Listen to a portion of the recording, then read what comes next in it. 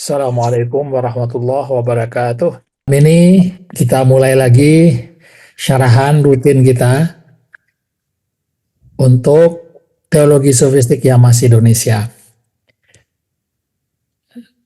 Kemarin hari Sabtu, Ustaz Abdul Aziz meminta agar waktu hari Sabtu beliau yang mengambil karena beliau ada di Madinah dan hari Minggunya beliau akan ke Mekah. Jadi ya kita yang biasa hari Sabtu akan hanya hari ini saja, insya Allah akan syarahan di hari Ahad. Terlebih dahulu saya mengucapkan selamat Hari Raya Idul Fitri 1447 Hijriah, maaf lahir batin. Semoga kita semua berhasil mendapatkan apa yang dicita-citakan oleh ayat Al-Quran tentang puasa, yaitu peringkat takwa. Karena di sini di dalam bulan Ramadan itu adalah pembangunan karakter yang terbaik sebenarnya. Karena karakter manusia itu ya akan bisa dibangun kalau kita sudah biasa atau membiasakan sesuatu suatu aktivitas paling tidak selama 20 hari. Kalau itu rutin kita lakukan selama 20 hari, maka dia akan menjadi sebuah kebiasaan, insya Allah. Ya, apalagi kalau sampai 30 hari.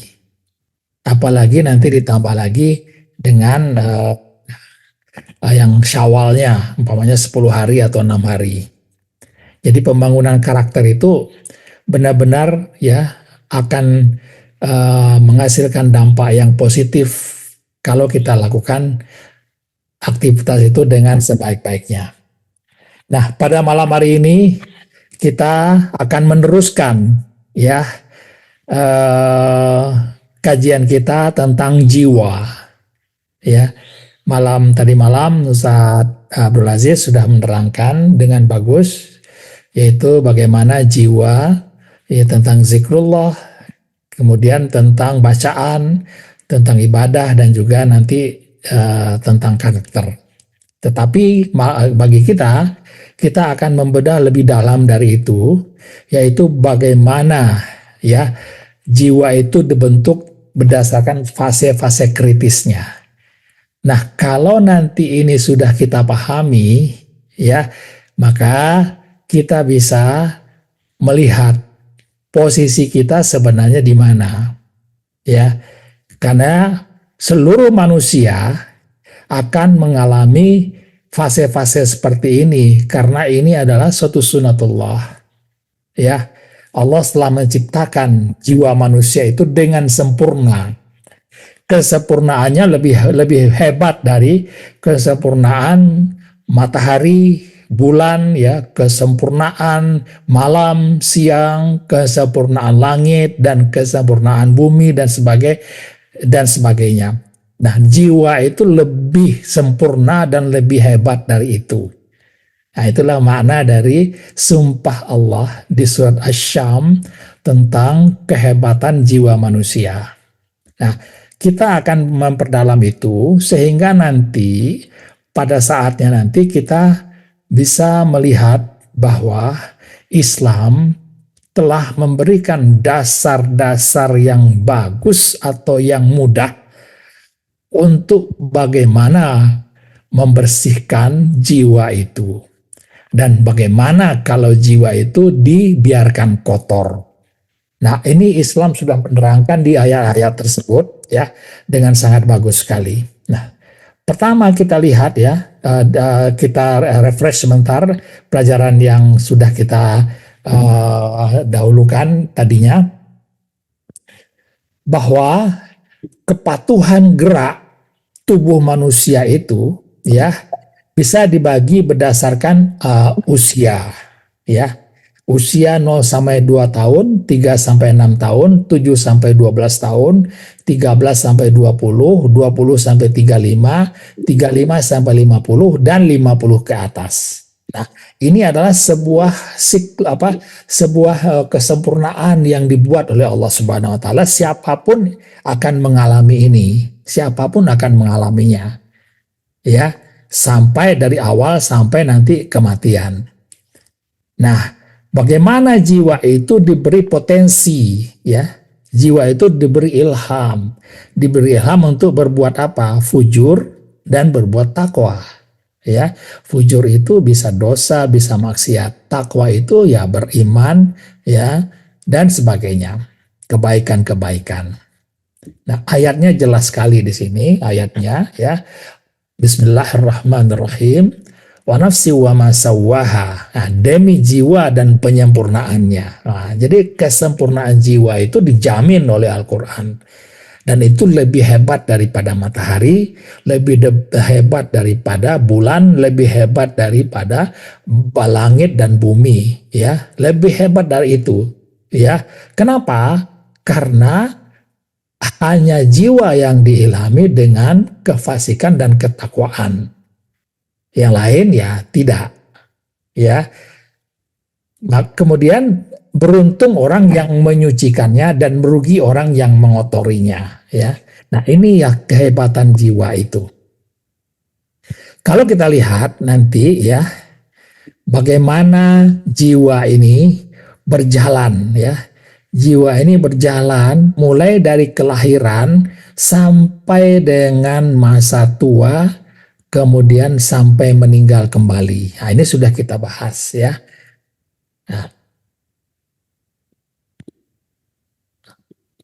Nah, ini dia bagaimana jiwa berjalan sesuai dengan buku takdir yang dilalui oleh setiap jasad manusia.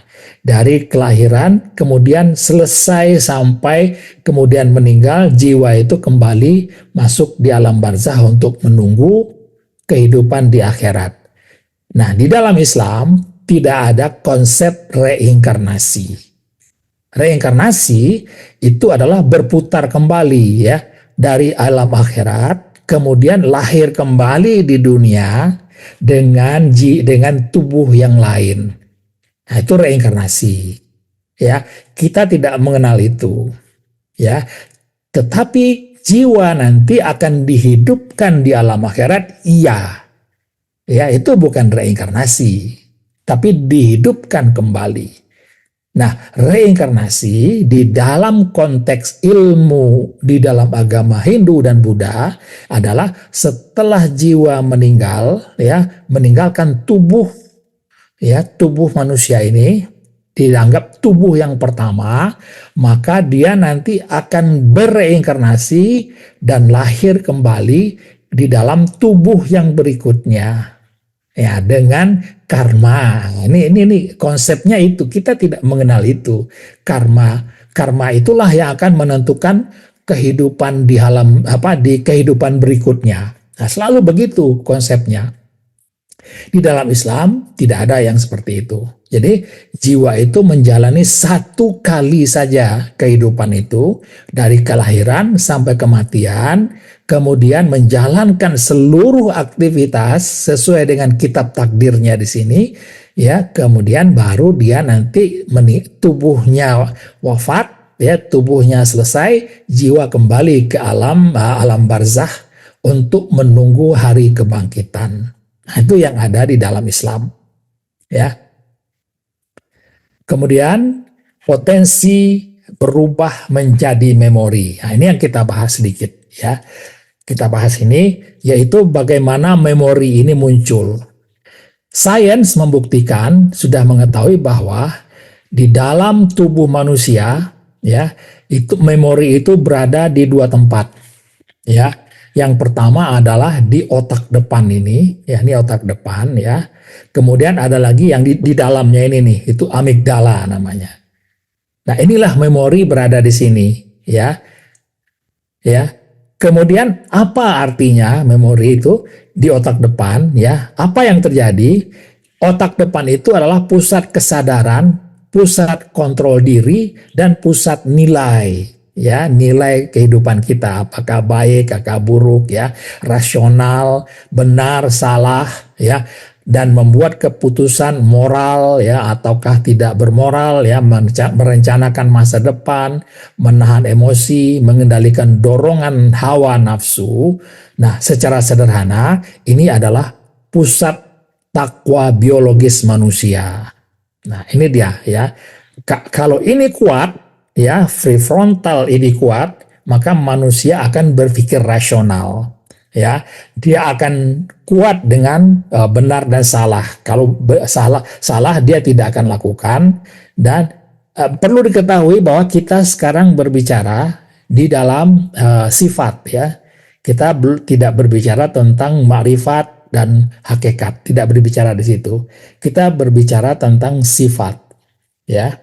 Nah, merencanakan masa depan ya, menahan emosi, semuanya terkontrol dengan aktifnya memori di otak depan ini. Nah, ini akan kita lihat nanti ya.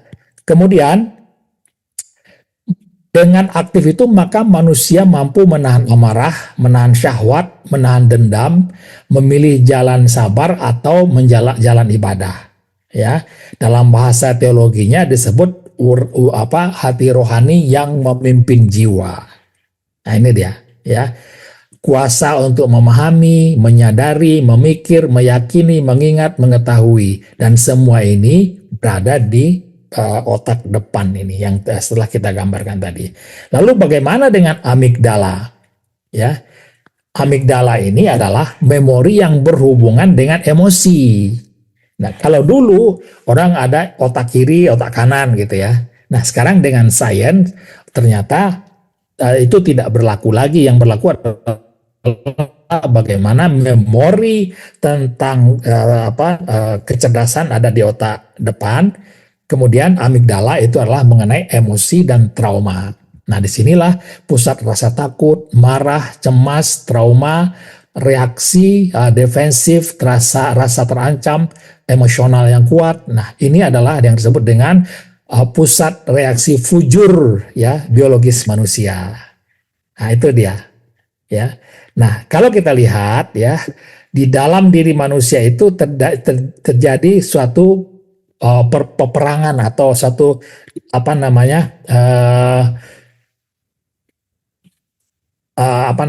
pertarungan sunyi di dalam jiwa manusia itu, yaitu antara amigdala dengan otak depannya ya. Orang yang kuat amigdalanya maka dia reaksinya cepat dan emosional. Orang yang kuat depannya maka dia kontrol dan dia lebih rasional. Nah, ini dua ini selalu seperti berperang, mana yang kuat. Yang ini, kalau amigdala kuat maka otak depan akan turun ya, akan tidak kuat. Kalau otak depan yang kuat maka amigdala dia jadi lemah. Nah, itu dia. Nah, ini dia ya. Orang yang amigdala yang dominan maka dia reaktif, sensitif, impulsif, mudah tersinggung dan sulit stabil ya. Orang dengan otak depan yang dominan maka dia menjadi orang yang stabil, sabar, tenang, matang, mudah menerima takdir. Maka kita ya dalam zikrullah selalu kita naik ke atas seakan-akan di otak depan ini. Ya, kita bersihkan di situ memori-memorinya. Ya. Nah, kalau kita lihat bagaimana manusia dengan memori azalinya ya. Ini kita lihat. Ini penting sekali ya. Ini penting sekali kita pahami. Ya. Roh itu selalu ada dua yang berfungsi dengan roh ini. Ya. Kalau di dalam jiwa, di dalam hati ada tiga anasir ya. Yang pertama adalah akal atau pikiran, penglihatan dan pendengaran. Kalau di dalam roh itu ada dua. Apa dia? Yang pertama adalah kuasa dan kedua adalah rasa. Kalau kita berbicara roh, cukup dua ini. Ya, nggak usah yang lain kita bahas ya. Untuk tentang roh cukup dua yang kita ketahui. Ya, inilah ilmu yang ditinggalkan oleh Ustadz kita almarhum Ustadz Husain bin Abdul Latif tentang roh. Ya, inilah ilmu yang diberikan oleh Allah kepada beliau, sedikit ilmu tentang roh. Dan roh inilah yang sangat banyak disalahpahami orang selama ini. Ya, nah roh dengan hati, ya inilah yang disebut dengan jiwa. Ini dia. Nah, kalau hati dengan roh sudah berpadu menjadi satu, maka inilah yang kuasa untuk memahami, menyadari, memikir, meyakini, mengingat dan mengetahui, ya, melihat dan mendengar. Ini dia. Kemudian merasakan dan menggerakkan roh. Nah, kalau sudah bersatu seperti ini, baru dia disebut dengan jiwa. Kalau hanya hati saja, ya belum jiwa. Kalau roh saja belum jiwa. Itu perlu dipahami betul, ya. Nah, kalau sudah berpadu seperti ini, maka dia menjadi utuh. Jiwa itu menjadi utuh, ya. Di samping hati juga menguasai dia perasaan dan pergerakannya. Nah, inilah disebut dengan jiwa, ya. Kalau memori, ya, kalau azali, di dalam azali memorinya masih tidak memori alam azali itu tidak terbawa ke dunia, ya. Berarti kosong saja memori kita saat lahir itu. Bersih, ya, tidak ada pengotornya. Maka saat memori bersih dengan rasa, ini yang dimaksud dengan diri palsu, hawa nafsu atau ego. Tetapi karena dia masih bersih, maka ini tidak ada, diri palsunya nggak ada, ya. Nih, diri palsu ini nggak ada nih. Nah, ini nggak ada. Karena disinilah iblis selalu membisikkan segala sesuatu was-wasnya kepada manusia. Kepada ini tentang memori, tentang nanti memori dunia. Selama memori azali yang ada di sini waktu kita bayi, maka si pembisik nggak bisa lakukan apa-apa. Karena alamatnya tidak ada. Alamatnya di sini tuh. Ya, Ustaz Abdul Aziz kemarin mengatakan di dalam sini hati. Ya, di mana disitulah setan bermain di situ, ya, mewas-waskan. Nah, begitu memori azali ini terisi dengan memori dunia, nah ini memori dunia, kita lihat memori azali, maka masuk memori dunia. Yang tadinya bersih menjadi kotor, pengotornya banyak, ya. Ada kenikmatan dunia, nanti kita lihat. Ya, ada maksiat, ada dosa. Begitu dia dikotori dengan memori dunia, maka baru terbentuk diri palsu, baru terbentuk hawa nafsu, baru terbentuk ego atau emosi. Nah, inilah dia disebut dengan beban kehidupan manusia itu ini. Dan setan itu bermainnya di sini, ya, bermainnya di sini setan itu. Dia was-waskan kita. Kamu kan belum suka bohong lagi dong. Kamu suka maksiat lagi lah. Kamu suka mencuri lagi lah, gitu kan? Kenapa? Karena di sini memorinya ada di sini.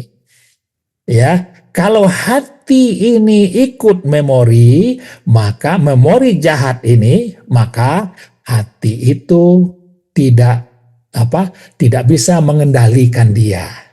Kenapa? Ini kuat sekali. Ya, dibentuk dari lahir sampai dewasa itu kita bentuk ini. Ya, apalagi ada setan atau si pembisik ini yang akan membisikkan, mewaswaskan kita, maka kita kelabakan. Nanti kan kita lihat nanti kenapa manusia itu kelabakan dengan beban kehidupan ini. Nah, ini harus dipahami betul. Bagaimana roh dengan hati itu adalah jiwa, bagaimana memori dengan rasa itu adalah diri palsu kita. Ya, ada rasa mempunyai, rasa angkuh, rasa tidak berdaya dan sebagainya terhadap ujian kehidupan. Nah, ini di sini dia. Nah, disinilah setan itu bermain. Ya, kalau memori dunia tidak ada, yang ada memori azali, setan tidak bisa apa-apa.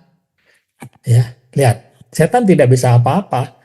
Ya, tidak ada anak-anak suci, tidak merasakan penderitaan dan sebagainya. Tapi begitu memori azali tergantikan dengan memori pribadi, maka setan aktif dan kita juga merasa kewalahan dengan emosi kita. Bagaimana emosi itu terbentuk ya? Dari ilham menjadi aksi, ini dia. Jiwa menerima ilham bagaimana? Ilham masuk melalui indera kita, lewat mata, lewat telinga, lewat hidung, lewat mulut, ya, lewat kulit dan sebagainya. Ya, maka masuk rasa ke sana. Rasa dibawa oleh ruh ke dalam hati. Ya, hati memerlukan sesuatu untuk menafsirkan ilham itu. Maka diberikan ilmu, diilhamkan oleh Allah ilmu. Maka disitulah dia menjadi sebuah ilmu tentang sebuah keadaan. Dan itu yang masuk kepada ingatan kita. Begitu caranya. Maka kita sakit sedikit, menjadi memori kita. Kenapa sakit? Nah, bisa sakitnya kena pisau, bisa sakitnya kena api dan sebagainya. Kemudian kita dimarahin orang, ada rasanya, ya kan? Nah, rasanya itu apa? Ada rasa kecewa, ada rasa marah, ada dan sebagainya. Itu adalah ilmunya dan dia menjadi ingatan kita. Kalau kita selalu ingat dengan rasa tadi dan ilmunya ada, maka dia akan menjadi sebuah peringatan. Peringatan atau memori yang selalu mengingatkan kita tadi bahwa kita sudah tahu tadi ada rasa dan ada yang namanya apa.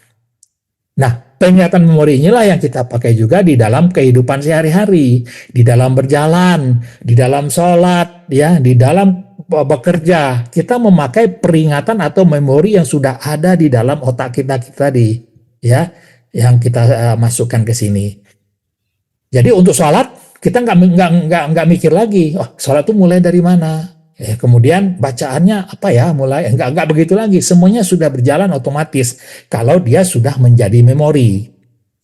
Ya, nah bagaimana memori ini jiwa menjalankan memori ini? Ya sebaliknya sudah dari memori dia masuk ke hati, ya, kemudian roh, rasa dan kemudian raganya menjalankannya. Nah, itu dia aktivitasnya seperti itu. Ya, jadi kalau dari ilham menjadi sebuah perbuatan, ya begini jalannya. Ilham masuk ke rasa, ya, membawa rasa, roh membawa ke hati, hati ada ilmunya. Kalau nggak ada ilmunya bingung kita, ya. Maka diberi ilmu juga oleh Allah. Ini baik, ini buruk. Nah, itu artinya di situ. Maka dia menjadi ingatan. Ada fujur, ada takwa. Maka lari menjadi memori kita, dan memori kita menjalankan aktivitas berdasarkan memori ini. Nah, inilah bagaimana ilham berubah menjadi aksi dan reaksi. Dan kalau kita gambarkan lebih sederhana, dia seperti ini. Nah, bagaimana arah masuk ilham itu? Ini ada jasad bersama nyawa, kemudian rasa dengan roh. Rasa dengan roh ini ya satu ya tadi ya, daya ya.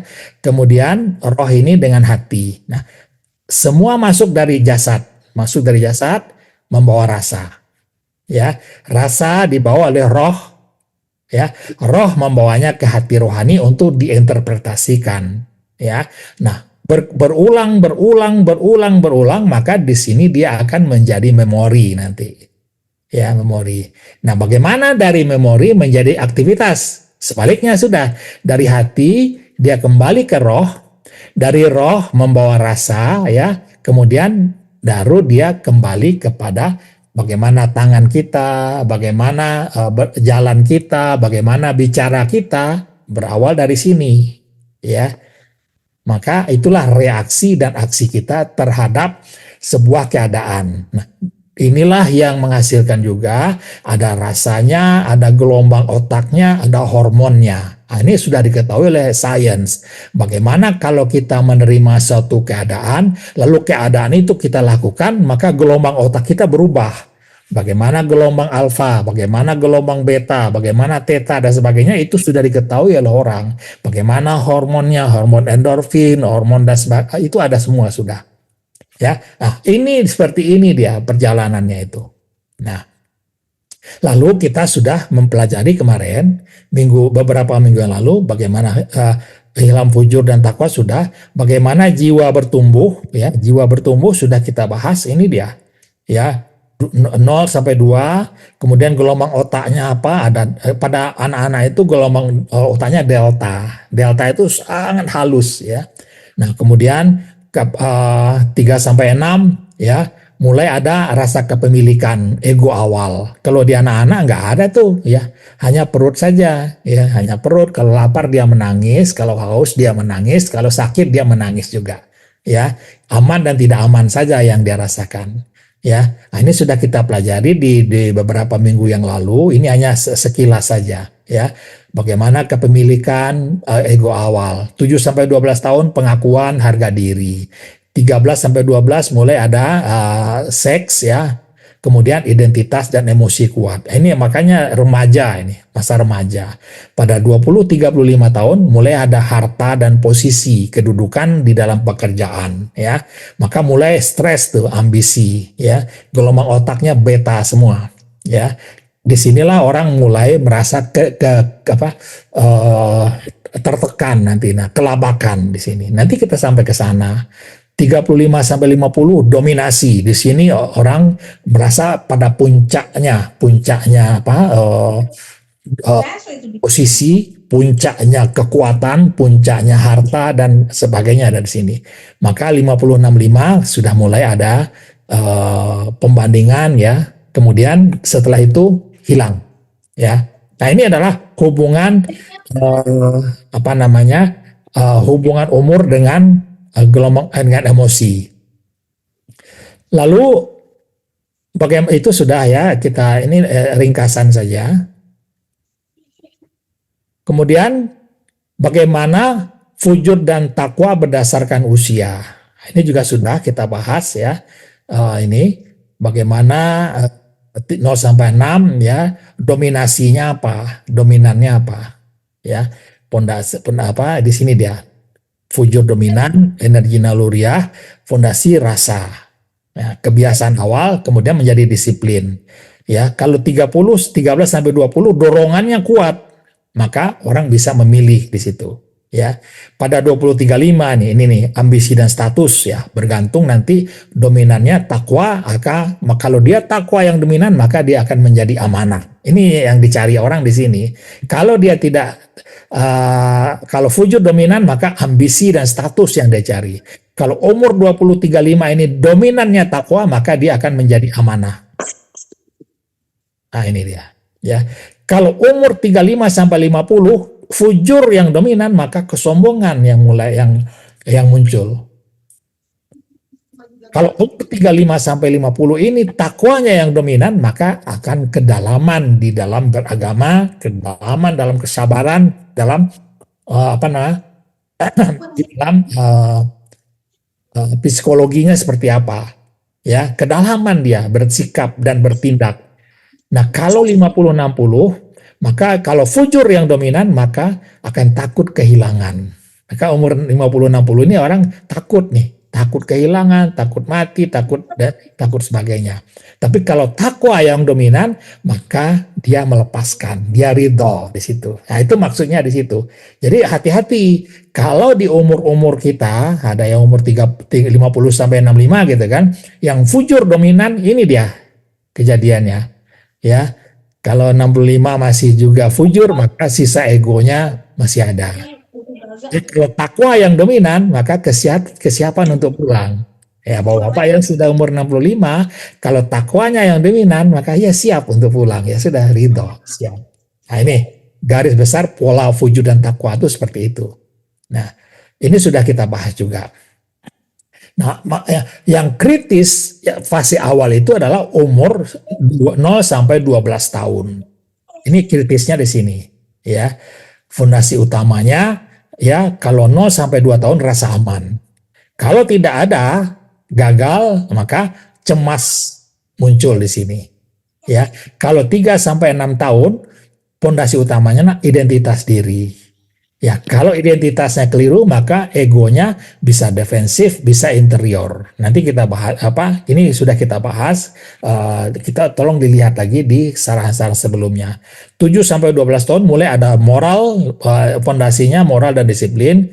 Kalau dia moralnya lemah dan disiplinnya lemah, maka kontrol dirinya akan menjadi lemah juga. Ya, nah ini dia.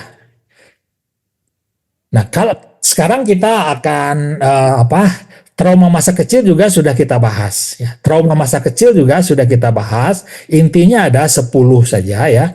10 ya, kesimpulan besarnya ya. Trauma masa kecil mencetak struktur otak sangat bagi orang dewasa. Ini sudah kita bahas tuh bagaimana Apa dia tak bunyi pura pula.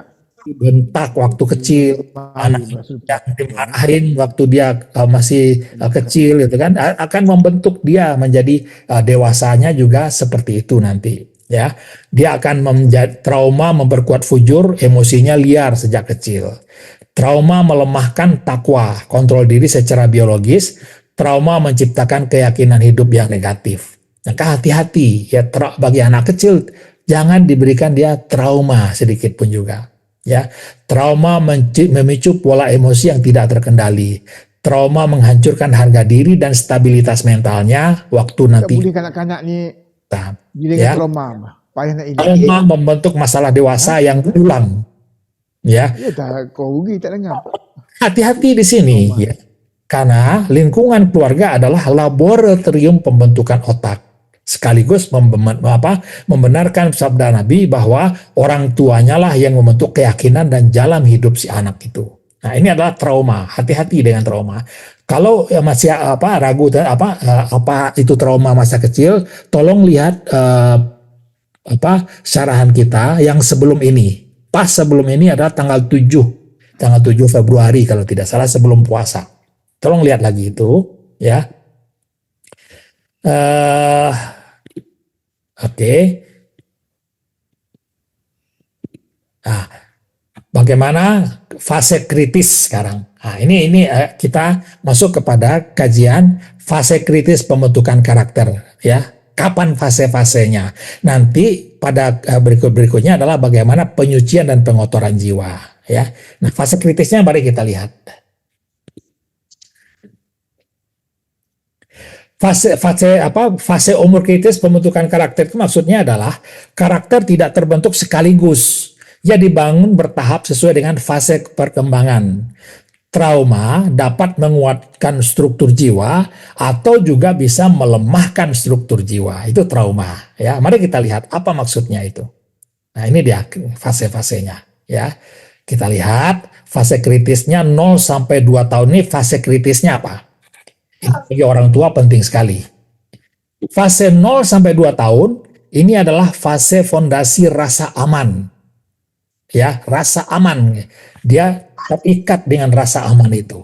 Kalau tidak ada rasa aman, maka dia akan berpengaruh nanti kepada masa dewasa, masa-masa dia bertumbuh berikutnya. Apa yang dibentuk pada rasa aman ini? Ada rasa aman atau tidak aman, kepercayaan dasar pada dunia, ya, pola regulasi emosi awal, ya, banyak larangan, banyak kemarahan dan sebagainya dialami oleh dia. Kemudian kepercayaannya kepada dunia, ya, apa menakutkan atau apa. Nah, ini dibentuk saat umur 0 sampai 2 tahun. Ya, jika ada trauma, nah ini dia trauma. Misalnya apa? Penolakan orang tua. Ya, orang tua yang menolak anaknya, ya, tidak mengakui dan sebagainya. Kekerasan verbal atau fisik ini sangat-sangat berpengaruh.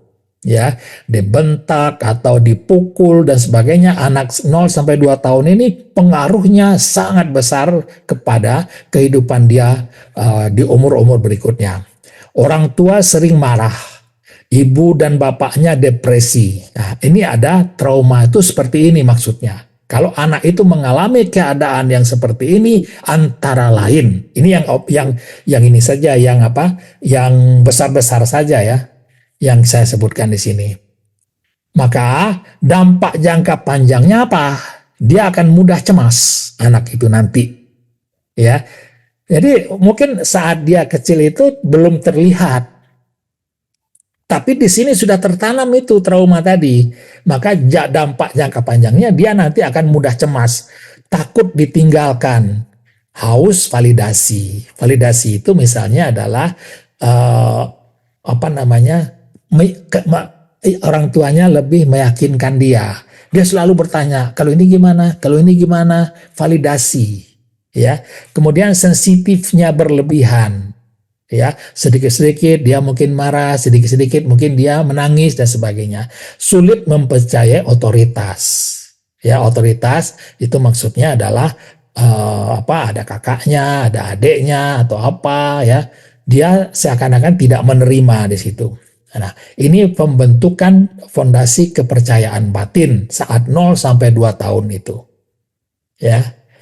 Itu 0 sampai 2 tahun. Kemudian bagaimana dengan 3 sampai 6 tahun? Ya. Ini adalah fase imitasi. Ya, imitasi itu adalah pencontohan, Pak. Ya, pembentukan ego awalnya. Ya. Makanya dia sering mencontoh, ya. Mencontoh, kemudian meniru ya, bagaimana cara dia bereaksi. Kalau orang tuanya marah, maka dia juga akan marah. Ya, sering marah. Orang tuanya sering tersenyum, orang tuanya menyayangi, maka dia akan mencontoh itu. Ya, pola marahnya gimana, pola malunya gimana, konsep akunya juga mulai dibentuk, ya, imitasi. Ya. Jadi pembentukan 3 sampai 6 tahun ini sangat-sangat penting bagi sebuah bangsa kalau untuk ingin berubah. Ya, jika ada trauma, maka misalnya dibentak terus, dibanding-bandingkan, dipermalukan, tidak pernah diapresiasi. Ya, ini terutama dengan adiknya atau dengan kakaknya atau dengan orang lain. Ya, dibandingkan terus, dibentak terus. Coba itu anak itu nggak seperti kamu, ya seperti itu ya. Nah, ini adalah jika ada traumanya seperti ini. Ini antara lain, banyak yang lain traumanya. Maka dampaknya apa? Egonya defensif. Defensif itu adalah bertahan dia. Dengan yang dia yang dia yakini, ya dia bertahan dengan keinginan dia, ya kuat keinginannya. Dia sangat cepat tersinggung, ya tersinggung, rasa tidak berharganya mulai muncul, ya. Maka justru narsistik kompensatif, artinya apa?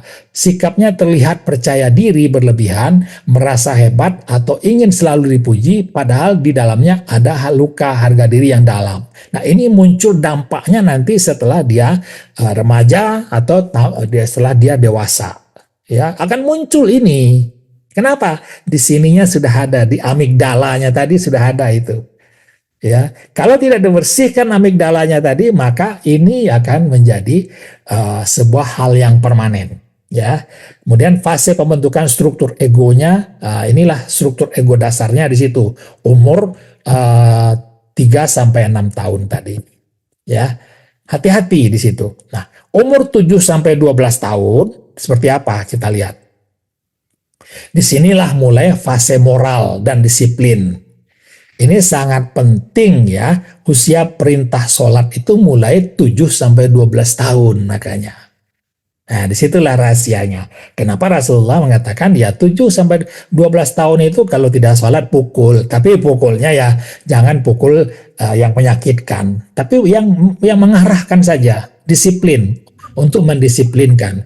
Kalau tidak dibentuk dari umur 7 sampai 12 tahun ini, maka anak akan sulit untuk sholat nanti.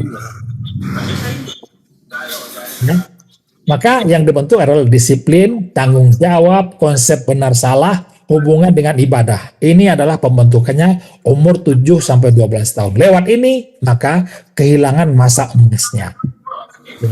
Nah, kalau di umur-umur ini ada trauma, misalnya ibadah dipaksakan dengan kekerasan. Nah, ini bahaya sekali dengan kekerasan. Ya, orang tua tidak konsisten, ya. Karena itu akan meniru saja, akan meniru. Karena dia tidak tahu benar dan salahnya, tidak tahu dia akan meniru Ketidak konsistenan. Kalau di sini sampai umur 12 tahun tidak konsisten, maka di umur-umur berikutnya dia akan tidak konsisten itu. Figur agama tidak menjadi teladan. Ya, kalau tidak terbentuk di sini, kalau ada trauma. Dan akibatnya apa? Ibadah akan terasa jadi beban, agama dipersepsikan sebagai tekanan. Nah, ini banyak nih sekarang. Ya, di YouTube kita lihat ibadah itu dikatakan menjadi beban, menjadi dogma, ya. Agama dipersepsikan sebagai tekanan. Wah, ini di YouTube banyak sekarang ini. Ya, kenapa? Di umur 7 sampai 12 tahunnya tidak menjadi satu pembentukan karakter, ya. Konflik batin terhadap otoritas moral banyak, ya. Ulama dihujat, ya. Orang tua juga tidak dihargai dan sebagainya. Nah, ini fase pembentukan struktur kontrol diri dan relasi dengan nilai agama. Ini adalah masa-masa emas dari 0 sampai 12 tahun itu adalah masa-masa emas pembentukan perubahan suatu karakter bangsa. Nah, Indonesia, di mana Malaysia atau dimanapun juga yang ingin mengubah keadaan bangsanya, maka bentuklah anak-anak umur sampai dari 0 sampai 12 tahun itu. Nah, kalau ini benar-benar dibentuk dengan bagus, maka umur-umur berikutnya insya Allah akan menjadi perbaikan suatu negara. Jadi tidak mudah mengubah suatu negara itu. Dia dibutuhkan nih pada umur-umur emas ini 0 sampai 12 tahun ini adalah pembentukan karakter betul-betul. Kenapa? Setelah 13 sampai 20 tahun yang dibentuk itu sudah lain lagi, ya. Dia sudah membentuk identitas dan arah hidupnya, ya, jati dirinya, ya, nilai hidupnya seperti apa, arah masa depannya, relasi dengan syahwatnya mulai di sini dibentuk. Ya, kalau 0 sampai 12 tahun itu bagus, maka di sini akan menjadi nanti karakter yang jati dirinya kuat, ya, nilai-nilai hidupnya positif, arah masa depannya jelas, relasi dengan syahwatnya bisa terkendali nanti. Ini masa emasnya 0 sampai 12 tahun tadi. Ya. Nah, jika ada trauma pada umur 13 sampai 20 tahun ini, maka misalnya bullying, ya, dihina dan sebagainya, ditolak cinta pertamanya, pelecehan, gagal akademik berat dan sebagainya dari 13 sampai 20 tahun ini, itu adalah trauma-trauma yang bisa dihadapi oleh orang pada umur 13 sampai 20 tahun. Ya, beda lagi traumanya, ya, traumanya terhadap dirinya sendiri, dari lingkungannya, ya. Kalau tadi dari keluarga, ya, yang dari 0 sampai 12 tahun tadi, ya. Nah, ini sudah mulai, kalau 13 sampai 20 sudah mulai dari luar dia, ya. Nah, bagaimana pengaruhnya kalau trauma? Maka overkompensasi, ya, berlebihan kompensasinya, ya. Kemudian ambisinya ekstrim. Ya, orang ambisinya berlebihan lah, ya. Kemudian pelarian ke perilaku destruktif, penghancuran, ya, kecanduan. Disitulah munculnya mulai pornografi, kecanduan dengan game, dan fase pembentukan identitas personalnya di sini di umur berapa tadi? Umur 13 sampai 20. Ini adalah remaja, ya. Yang tadi adalah bagaimana dari anak-anak. Ya, 13 sampai 20 ada fase-fase yang kritis untuk pembentukan karakter juga. Nah, itu. Nah, tadi sudah, ya, 13 sampai 20. Bagaimana 20 sampai 35? Ya. Kalau ini berhasil, nah, kalau ada trauma, apa yang akibatnya? 20 sampai 35 itu fase ambisi dan peran sosial. Nah, itu terbentuk di situ. Ya, orang-orang yang baik tadinya 0 sampai 12 tahun baik, kemudian dari 13 sampai 20 itu juga berhasil, ya, maka disitulah dibentuk karirnya, bisa dibentuk di situ, status sosialnya bisa dibentuk, pernikahannya dibentuk di situ, ya, stabilitas keuangannya mulai terbentuk dari umur 20 sampai 35 tahun. Ini adalah pembentukan, ya, pembentukannya,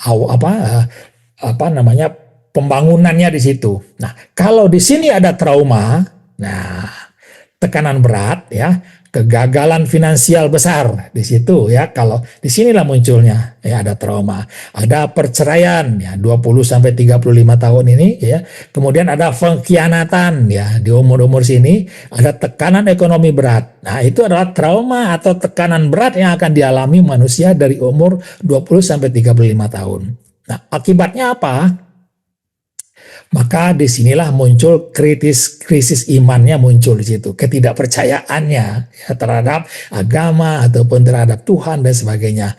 Komitmennya goyah. Kenapa di sini ada trauma di sini? Ya, tekanannya kegagalan finansial, ya, karir, ya, status sosialnya tidak ada, pernikahannya gagal. Maka rasionalisasi kesalahan, alasan-alasan dibentuk. Ya, alasannya karena ini ya, saya adalah sebagai korban. Nah, ini adalah alasan-alasannya jelas, bisa dibuat alasannya, bisa dibuat, dan itu seakan-akan betul ya. Nah, disinilah fase pengujian nilai yang dibentuk sebelumnya. Banyak orang yang mulai goyah di sini ya. Nah, ini umur 20 sampai 35 tahun ya. Nah, bagaimana dengan 35 sampai 50 tahun? Ini adalah fase kritis berikutnya juga, ya, yaitu adalah fase krisis eksistensial keberadaannya. Bagaimana orang saat ini sudah mulai punya jabatan. Di jabatan itu ada tekanannya sangat besar ya. Kemudian punya anak, anaknya sudah mulai nanti remaja. Orang tua juga ada, orang tuanya sakit. Kemudian penyakit mulai muncul juga di sini. Nah, ini adalah fase-fase krisis eksistensinya ada di sini, umur 35 sampai 50. Nah, di sini juga ada fase yang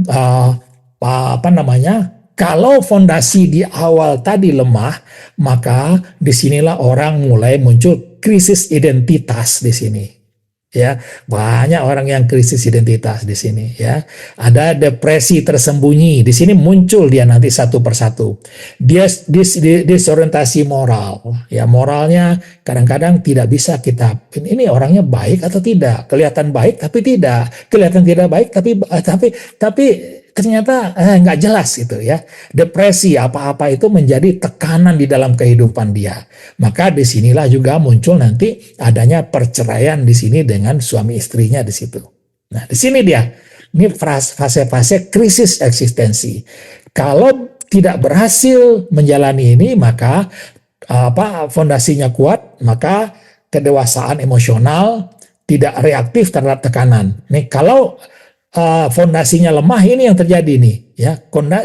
Fondasi tidak kuat, maka ini krisis identitas, depresi, disorientasi moral, perceraian. Kalau fondasinya kuat, maka kedewasaan emosionalnya ada di situ di umur 35 sampai 50 tadi ya. Kemudian tidak reaktif terhadap tekanan.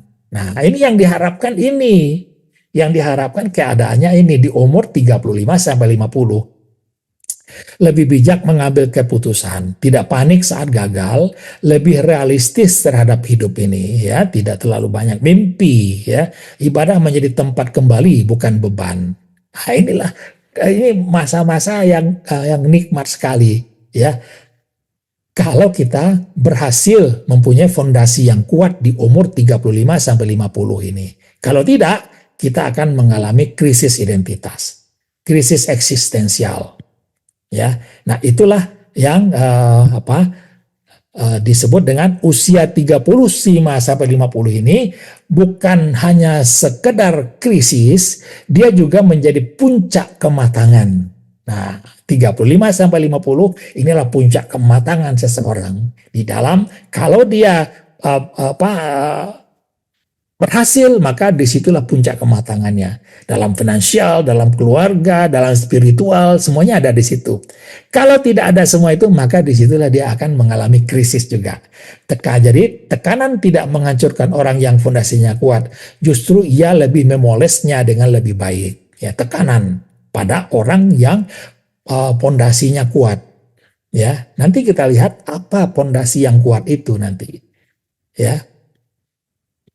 Lalu apa setelah umur 50 tahun? Nah, ini dia. Setelah umur 50 tahun, nah, fase evaluasi dan penerimaan. Maksudnya apa? Yang terjadi, ya ini yang terjadi nih, ya, evaluasinya. Penurunan fisik pasti sudah, ya.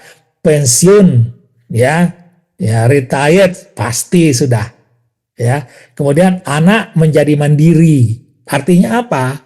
Kita menjadi sendiri, kita menjadi berdua, ya, pulang pokok kembali.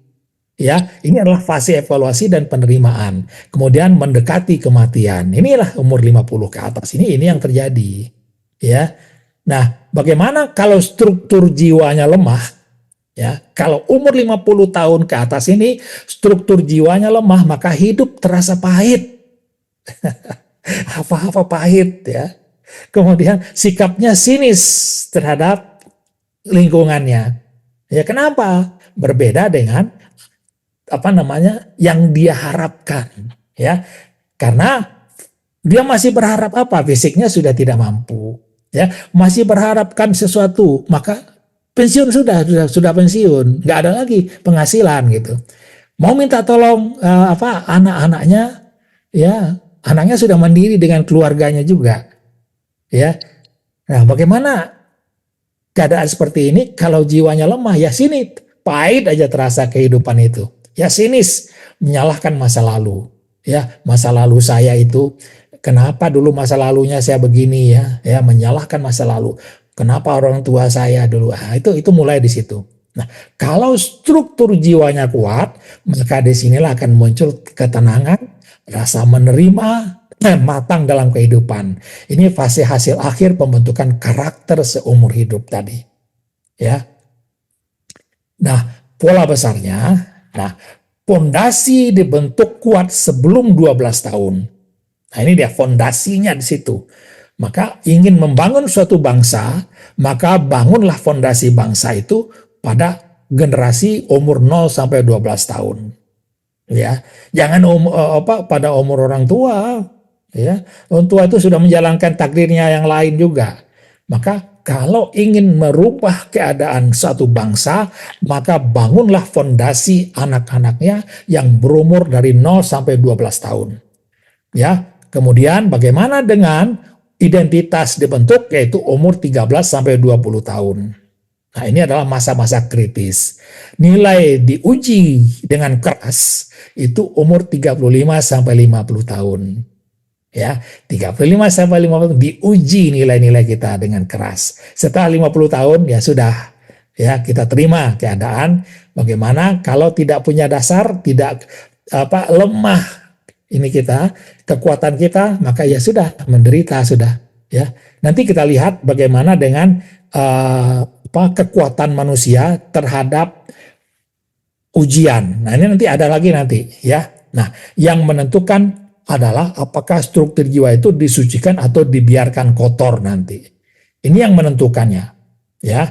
Nah, maka nanti pada kajian berikutnya kita akan lanjutkan dengan apa? Dengan bagaimana jiwa itu kalau dibersihkan dan kalau dikotori, ya. Nah, inilah fase-fase kritis tadi, dari 0 sampai 12, dari 12 sampai 35, 35 sampai 50. Nah, ini adalah fase-fase kritis yang telah kita bahas tadi, ya.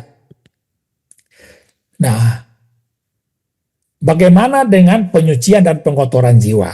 Ini hanya sekilas, saya sampaikan sekilas, ya, karena waktu kita sudah jam 9, ini akan kita selesaikan, hanya saya akan sampaikan sedikit saja supaya masih ada tuh yang lebih menarik dari tadi, ya. Nah, ini adalah bagaimana jiwa diuji dan diberi cobaan, ombak takdir, ya. Nah, ini Ustadz kita, Ustadz almarhum Ustadz Husain bin Abdul Latif sudah menerangkan dulu ada bagaimana dengan umur manusia ini berpengaruh tenaga atau kuasa kita dalam menghadapi ujian. Ya, nah ini kita perluas nanti. Ustadz kita menerangkan, ya, ini adalah tabelnya seperti ini, strukturnya seperti ini. Nanti di kajian berikutnya akan kita rubah, kita perdalam dengan ini. Nah, mari kita lihat, ya. Ini akan kita bahas minggu depan, insya Allah. Atau 2 minggu lagi, karena minggu depan mungkin Pak Mansur yang akan memberikan pengarahan. Ya, pertama, Ujian kenikmatan. Mana ujian kenikmatan? Ini dia garisnya. Wah, ini. Ini ujian kenikmatan nih. Tuh. Ya, mulai dari umur 0 ya. 0, ujian kenikmatan bergerak ke atas. Ya. Ini dia. Ya. Nah, pada umur 13-20 ada kenikmatan banyak di situ. Dari 20 sampai 35 juga naik kenikmatannya. Ya. Tapi setelah umur 50, kenikmatan itu mulai turun dia. Ya. Sesuai dengan umur kita, ya kenikmatan turun. Mulai dari 0, ya seperti kata di sini tadi lihat juga ya. Ini kan. Nah, kalau kita lihat kenikmatan dunia pun akan menurun. Naik dari kecil, dari umur, ini intensitasnya. Intensitas itu maksudnya adalah skalanya ya, skalanya dimudahkan saja. Skala 1 sampai 9 gitu kan. Ini dimudahkan. Kalau 1 ini itu kecil intensitasnya. Kalau 9 artinya intensitasnya besar. Maka pada umur kecil intensitas kenikmatan dunia itu kecil ya. Semakin dia usianya bertambah, intensitas kenikmatan dunia, berbagai kenikmatan dunia itu meningkat di sini sampai umur 50 ya. Nah, ini kenikmatan itu menjadi sangat-sangat didambakan di sini. Ini ya, didambakan di sini ya. Maka ini adalah kenikmatan dunia. Lalu apa? Ujian penderitaan. Nah, mari kita lihat penderitaan. Dari kecil penderitaan nggak terasa, nggak ada ujiannya penderitaan itu. Maka seiring dengan meningkatnya umur kita, maka intensitas ujian itu juga meningkat ya. Semakin tinggi intensitasnya. Pada umur 20 ya sekitar 5 gitu ya. Maka umur 20 sampai 35 intensitasnya meningkat tajam ya. Pada umur 35 sampai 50 tambah lagi meningkat. Nah, setelah umur 50 penderitaannya sedikit menurun, tapi lebih tinggi dari kenikmatannya. Ya. Jadi begitu. Penderitaan itu naik, turunnya sedikit. Penderitaan kita. Ya. Nah, lalu apa? Kekuatan kita tadi yang dikatakan oleh guru kita, kekuatan kita, kuasa kita untuk menghadapi cobaan itu, kekuatan kita hanya sedikit ini, ya. Kekuatan kita dengan terlambat penyuciannya. Ini dia, kekuatan kita hanya segini, Pak, Ibu, sahabat semua. Sedangkan ujian tentang penderitaan masih tinggi di atas. Ujian tentang kenikmatan masih tinggi di atas. Lalu apa yang terjadi dengan orang yang mempunyai kekuatan penyucian yang terlambat seperti ini, tidak mempunyai kekuatan, maka disinilah muncul zona kelabakan. Orang kelabakan di sini. Ya, mencari bagaimana menyelesaikan permasalahan ini. Kenapa? Bebannya masih tinggi, beban penderitaannya tinggi, tapi kenikmatannya sudah rendah. Ya, maka orang di sini kelabakan di sini. Maka bagaimana kalau dengan kekuatan, dengan penyucian jiwa, dengan teologi Yamas Indonesia. Ini dia penyuciannya. Kalau dari kecil kita ajarkan tentang bagaimana ingat kepada Allah, sederhana ingat kepada Allah. Bagaimana kita ridho terhadap takdir Allah, nanti kita bisa ajarkan bagaimana sesuai dengan umur manusia nanti. Maka dia lihat, ini adalah kekuatan jiwa. Kekuatan jiwa orang-orang yang sudah mengenal bagaimana teologi Yamas ini, ya teologi tasawuf jalan nabi-nabi ini bisa meningkatkan kekuatan manusia di atas kekuatan manusia rata-rata ini. Ini rata-rata tanpa penyucian yang normal saja. Kalau TSYI, Teologi Sufistik Yamas Indonesia, membuat kekuatan manusia itu bisa di atas ini. Di atas, ini yang yang terlambat. Kalau yang diajarkan dari awal seperti ini, dia meningkat di atas ya. Nah, pada umur dibutuhkan fase-fase umur 20 sampai 35 itu bisa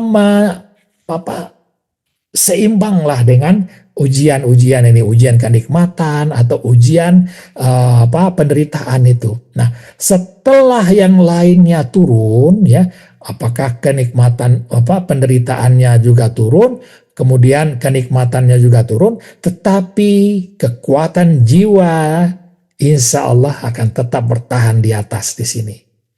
Jadi dengan teologi sufistik Yamas Indonesia, zona kelabakan manusia itu seakan-akan bisa dihapuskan kelabakannya, nggak ada yang kelabakan, insya Allah. Ya, maka benar kata Pak almarhum guru kita, kalaulah saya sendiri juga merasakan, kalaulah saya tidak punya pembersihan jiwa yang diajarkan oleh Ustadz ini, mungkin saya akan berada masih dalam zona kelabakan ini. Umur saya sudah 50, 60 lebih, saya akan masih berada dalam zona kelabakan menghadapi kehidupan ini. Nah, ini nanti kita perjalan pada kajian insya Allah yang berikutnya ya. Saya contohkan saja ya, ini dulu ya. Ini untuk ini saja, untuk apa? Untuk melelehkan air liur saja. Bagaimana penderitaan hidup itu ya, mulai dari macam-macam nanti ini ya. Ada ujian pengkhianatan, penyakit, ujian ekonomi, kegagalan dan sebagainya. Bagaimana dengan itu penderitaan ya, bagaimana dengan kenikmatan hidup, macam-macam nanti ya. Termasuk ujian spiritual. Apa itu ujian spiritual? Coba lihat di YouTube sekarang. Orang berbicara tentang spiritual pasti menghina ya, menghina ulama, pasti menghina syariat, pasti menghina. Itu adalah bagaimana ujian spiritualitas ini ya, yang selama ini banyak yang kita lihat di YouTube. Nah, ini adalah kajian di minggu depan ya, insya Allah di berikutnya. Nah, untuk malam ini karena sudah jam 9 lebih dari 5, saya akhiri syarahan tentang jiwa, tentang tadi mana dia? Nah, kembali di sini, bagaimana fase-fase kritis pembentukan jiwa atau karakter. Ya, mudah-mudahan ini menjadi satu ilmu bagi kita untuk sebagai dasar, bagaimana dasar untuk mendidik keluarga kita, bagi orang tua mendidik anaknya ya, atau mendidik cucunya dan sebagainya. Bagi yang muda, ternyata saya berada di sini ya, ada yang kurang nih. Ternyata nanti muaranya adalah bagaimana menyucikan jiwa ya. Maka benar ayat Al-Qur'an yang mengatakan ini, maka beruntung orang yang menyucikan jiwanya itu dan merugi orang yang mengotorinya. Jadi ayat Al-Qur'an ini bukan main-main ya, bukan main-main ayat Al-Qur'an ini. Demikian sahabat-sahabat semua ya, mudah-mudahan kita bisa mengambil nilai-nilai positif dari apa yang saya syarahkan ini ya. Nanti materi ini insya Allah akan saya share di Abah Agus nanti akan meng-share di masing-masing WA group nanti. Billahi taufiq hidayah. Assalamualaikum warahmatullahi wabarakatuh.